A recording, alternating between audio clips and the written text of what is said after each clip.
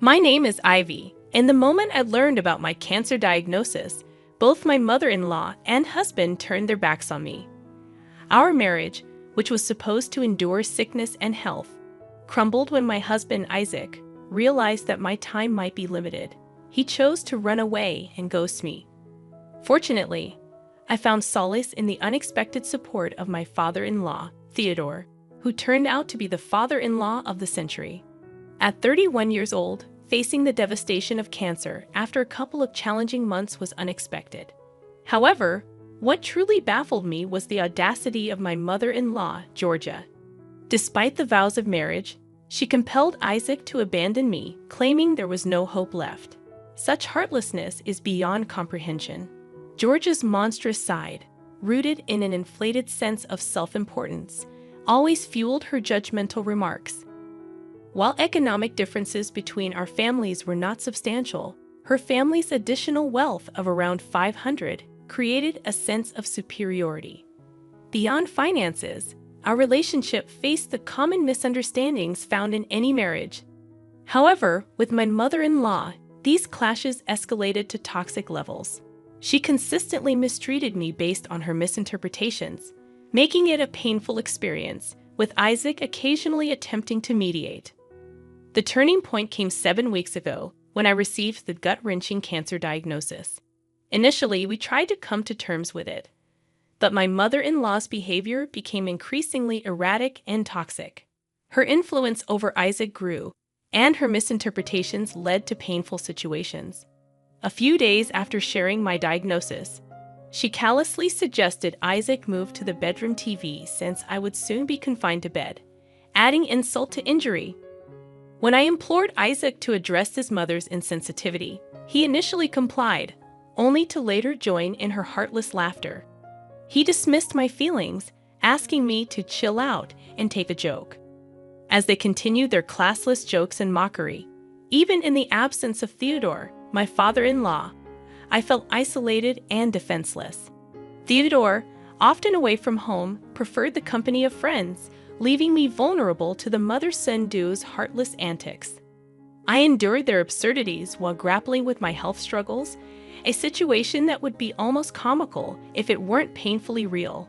Fortunately, we didn't have children, and as time passed, it became evident that Isaac was far from an ideal partner for parenthood.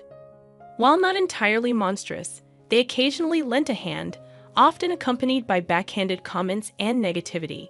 Drained and worn down, I couldn't summon the energy to wage wars or respond to hurtful words in my already burdened heart. The worst was yet to come, and it arrived on a day when Isaac was absent due to work commitments. As my health deteriorated, with regular bouts of sickness and loss of control over my senses, Theodore out of the house, it fell upon Georgia to handle the mess.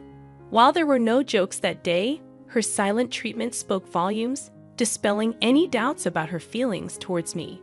Hint, she did not like me. It was evident she was growing tired of me, and the scariest part was that she didn't shy away from showing it. In desperation, I suggested hiring a nurse to lighten the load. You'd think it was a reasonable solution, but according to Georgia, Theodore had refused to even consider it in a conversation I was convinced she had never had with him in my presence. I couldn't help but believe that if he knew of my suffering, he wouldn't deny me help. However, according to Georgia, they were already taking care of me, and the nurse would be a waste of money. This wasn't an isolated incident, it happened multiple times. Despite living comfortably with her husband's money, when I needed genuine help, there was silence. To add insult to injury, she started encouraging Isaac to meet new people, by which she meant women, different women. Initially, I thought she wanted him to connect with those dealing with sick relatives like me, but I was wrong. Her ulterior motive was clear. She wanted him to get in touch with women to easily replace me. At first, Isaac played the role of the faithful husband, but slowly his behavior changed. Late nights out transformed into late-night phone conversations, audible as I drifted in and out of sleep. The gravity of the situation became painfully clear 2 weeks ago, in the middle of my afternoon nap. When I heard the front door open and then shut, followed by the murmur of multiple voices, mostly female, filling the living room. I knew Georgia was in the house. Isaac was at the office. It was just 9 days ago that one of these women returned, making it evident that her visit wasn't for me. She came to see Isaac. They stayed in the living room, seemingly acting decently, but my intuition sensed something was off. My suspicions were confirmed when Georgia left me alone, sneaking out of the house, assuming I was already asleep. I couldn't decipher what happened between them in that single hour, but I knew they were making plans that didn't include me. The peculiar thing was that this woman never visited me. She was always there for Isaac. 5 days ago, Georgia approached me, announcing that she had arranged for a nurse to take over my duties. I couldn't help but question her abrupt change of heart. Her response was absurd and infuriating. They were leaving me. When I pressed for an explanation, she casually answered that they needed space to accept that I would soon die. I was left dumbfounded. It made no sense. That wasn't a reasonable reaction to my situation. According to her logic, she had found a new woman for Isaac, someone perfectly healthy, as if my illness was repulsive. According to her, Isaac needed space to move on. How heartless could one person be? It was beyond comprehension, beyond any semblance of human decency. Their grand idea was to leave me on my own while they enjoyed their newfound freedom, not burdened by the responsibilities of caring for a sick person. Georgia had found a replacement for me, a potential wife for Isaac, who would conveniently step into my shoes the moment I passed away. The audacity of it all was staggering. She expected me to accept this fate because I was battling cancer, as if my diagnosis granted them the right to abandon me. I attempted to talk to Isaac about the situation, but he conveniently avoided me as much as possible. In the brief moments we spoke, he reassured me not to worry too much, and before I knew it, they were gone. Amidst these sudden developments, another strange occurrence took place. My father-in-law, who had always kept his distance, started calling and messaging me. The nurse stepped up, tending to my every need, from cooking to cleaning. Everything that Georgia and Isaac had promised but failed to deliver.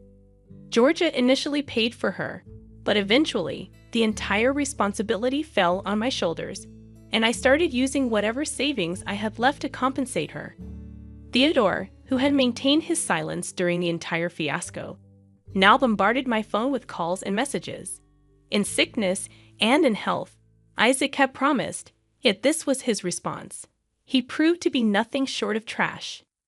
Now, I'm utterly curious about what my father-in-law wants. Surely he was not calling without reason. I'll update you with the top comments from the original post. Comment number 1.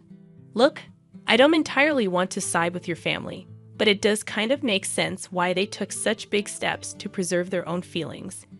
Losing somebody hurts, and I've lost several of my loved ones, and I still hate knowing them. Well, it would have saved me so much pain if I hadn't known them. Everybody has the right to defend themselves against that kind of pain. Your family was a little too extreme though, and I'm really sorry for you. Cancer sounds bad enough. Maybe try contacting your own family. Where are they anyway? Comment number 2. It's a shame doing this isn't criminal, but the way your husband has behaved is disgusting. Forget your mother-in-law. Your husband is the biggest trash here. I wonder what your father-in-law wants, but maybe you should talk to him once as well. Maybe he wants to say something important.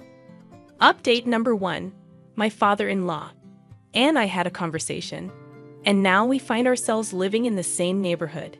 He spent a fortune to rent the nearest home to where I currently live, away from his wife and son. Yeah, it might sound surprising, but after years of silence, he finally found the courage to speak up.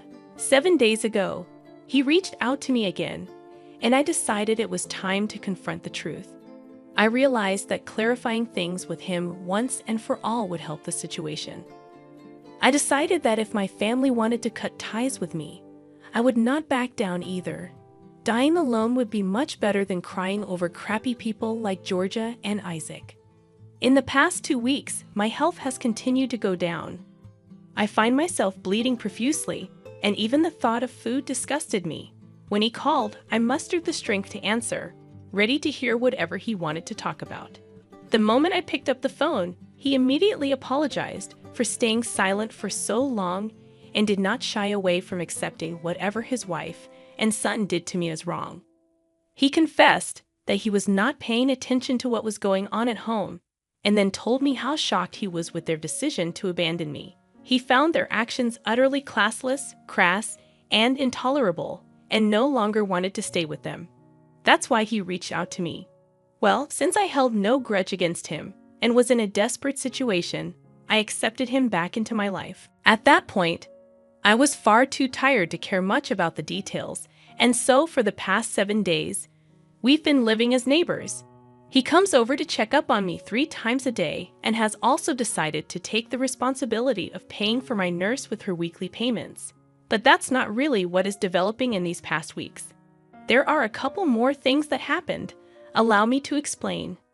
When the news of my father-in-law staying with me reached my mother-in-law and husband, they acted very swiftly. They reached out to him first, leaving voicemails, sending messages.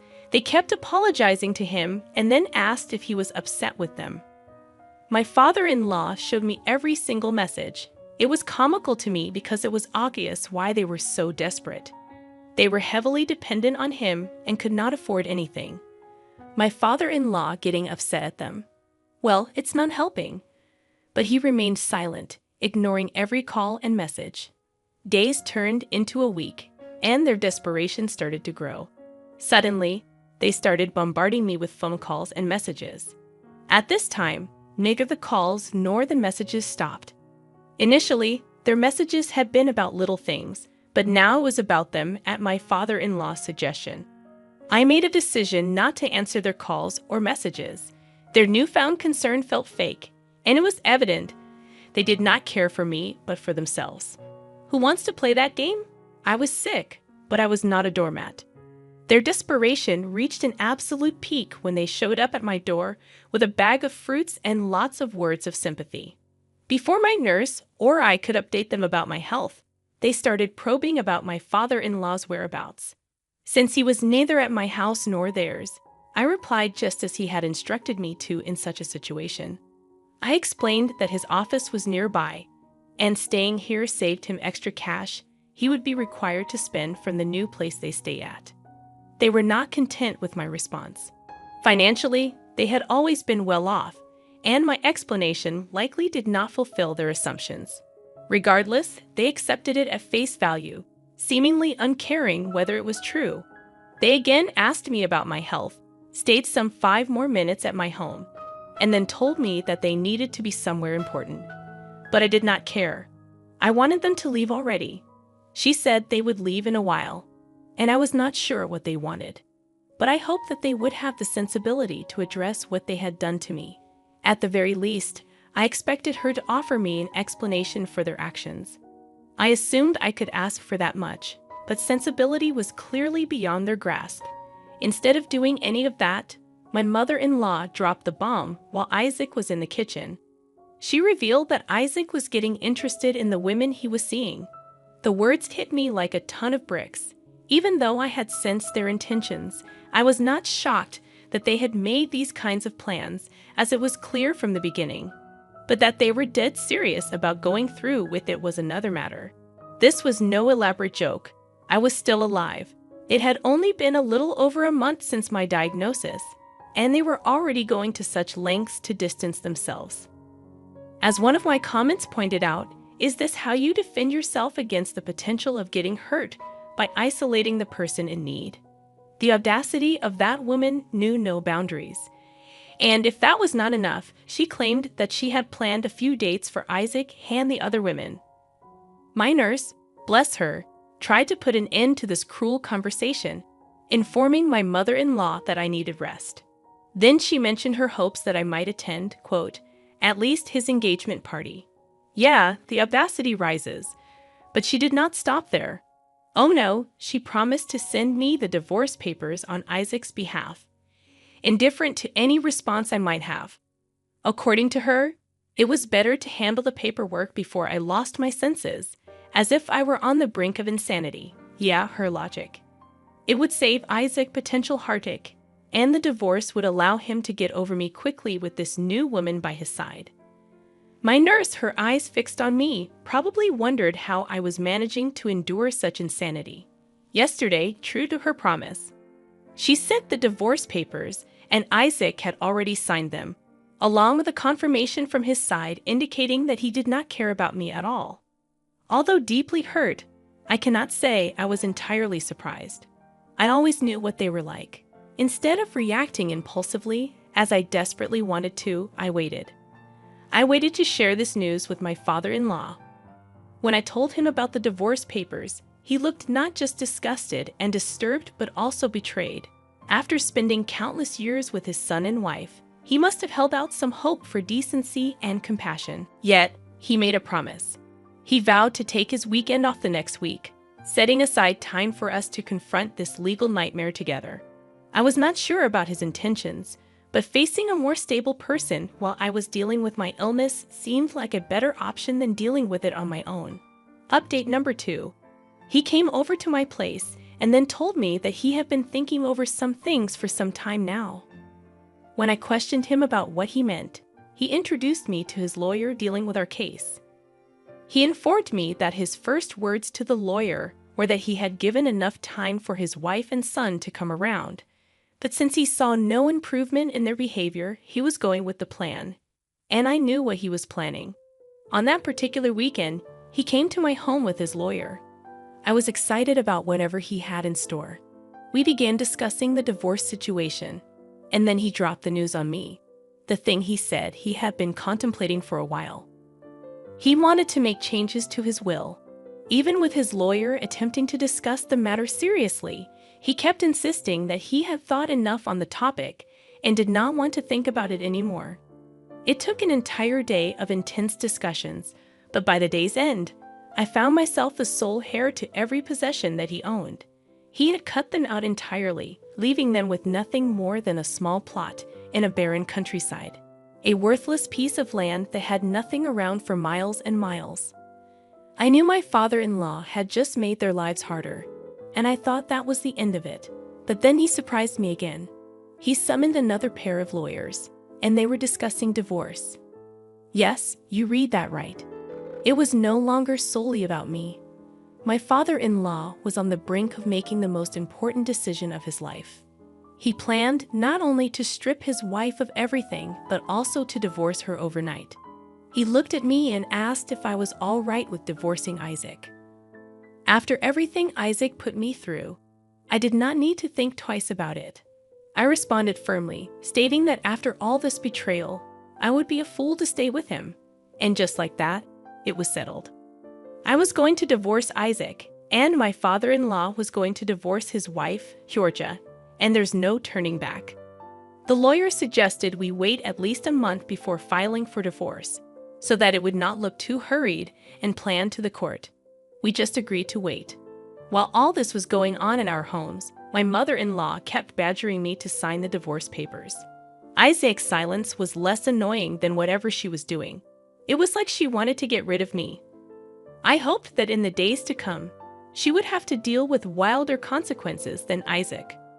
I tried to tell her off, giving my chemotherapy treatment as an excuse, hoping that she would stop. To some extent, it worked. She lowered the frequency of calling me, but her demands never ended. She even dared to send me a picture of the women she intended for Isaac, adding insults to the injury with her questioning, "Isn't she pretty for Isaac?" Care to explain to me if you would have dealt with something like that? However, all of her crafty behavior only made my father-in-law more determined. He never forgot to apologize for his wife's behavior, and in a mere 5 days, this month will end, and both my mother-in-law and Isaac will receive the consequences of their actions. My mother-in-law will get a legal notice, and Isaac will receive those signed divorce papers he wants. If all goes according to plan, this would be the end of our interactions on all levels. Update number 3. The divorce bombshell shook Georgia's world. Much to my amusement, she had been prepared for many things, but not for this. Upon receiving the legal notice, she dropped a storm of calls on my father-in-law's phone. When he refused to answer, she stormed over to both our places, demanding an explanation. My father-in-law was at my place for his routine checkup, and he had no choice but to tell her the blunt truth in my presence. He was tired of her and had contemplated this step for a long time. It was clear why he preferred the company of his friends over staying at home with his wife. Immediately, she broke down almost on her knees. She pleaded with him not to leave, and it was at that moment that the reality had hit her. My father-in-law kicked her out of his life. Then Isaac barged in, and because his parents were divorcing, he was now worried about himself. He knew things were not going to end very well for him, and he promised me that he did not want a divorce. But his mother forced him to have it. I told him I didn't care. This entire mom-son drama went on for the whole day until they left in the evening, empty-handed and hopeless. The legal proceedings were progressing relatively smoothly, and just when it seemed like we were on the verge of closure, my father-in-law dropped the truth. He claimed to have nothing to his name. Despite this, the court still ordered him to pay a certain amount of money to Georgia each month. It was a financial loss for us, but my father-in-law was relieved to have finally cut her off from his life. Meanwhile, the issue with the will was yet to be out in the open, and the court admonished Isaac for abandoning me and told him to pay me alimony. We hoped that with everything settled, life would finally calm down, and I would be able to deal with my upcoming painful months in peace without any of their drama. However, our hopes were shattered when Georgia and Isaac unexpectedly showed up at my house for yet another meeting. During their unexpected visit, they came up with an idea, a negotiation of sorts, after they found out the truth about the will. If they had approached it differently, I might have felt sympathy, but they chose to be cruel. Georgia, in her typical manner, claimed that since I was not going to live long, it made no sense for me to hold so much property in my name.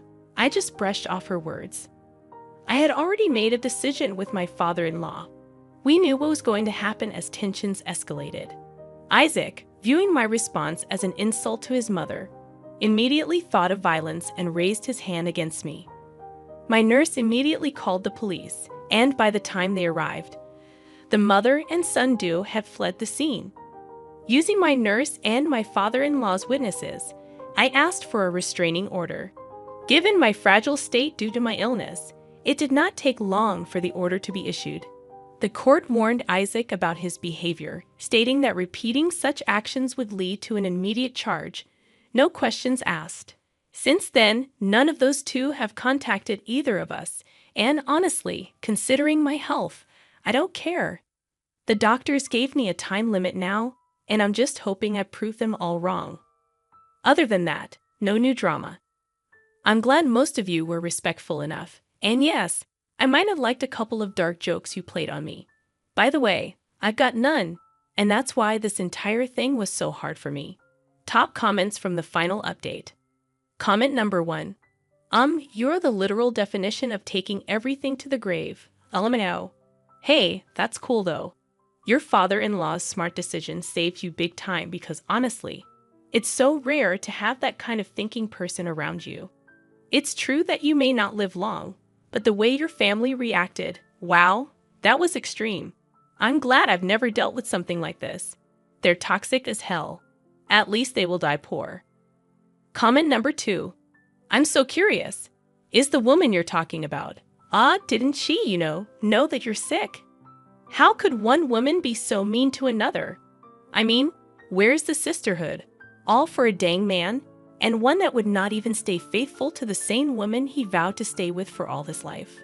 Like, wow. I'm so glad I like girls because honestly, this is too much for me. Good luck soon. I hope you win this war.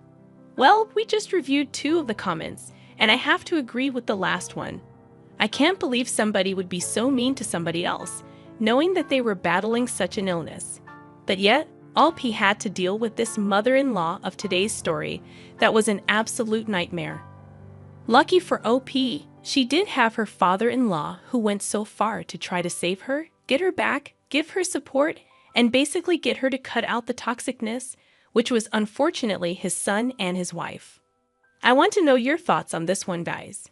Go ahead, drop your comments down below. This one was an intense one. It had sad moments. It had exhilarating moments, but overall, it looks like karma came again. So drop your thoughts down below, guys. My name is Mr. Reddit. I narrate these sorts of stories every single day. If you guys want to be a part of these daily videos, all you have to do is subscribe to the channel. Hit that like notification. And well, I hope you have a great day. I'll see you tomorrow. Remember, it's cool to be kind. Peace.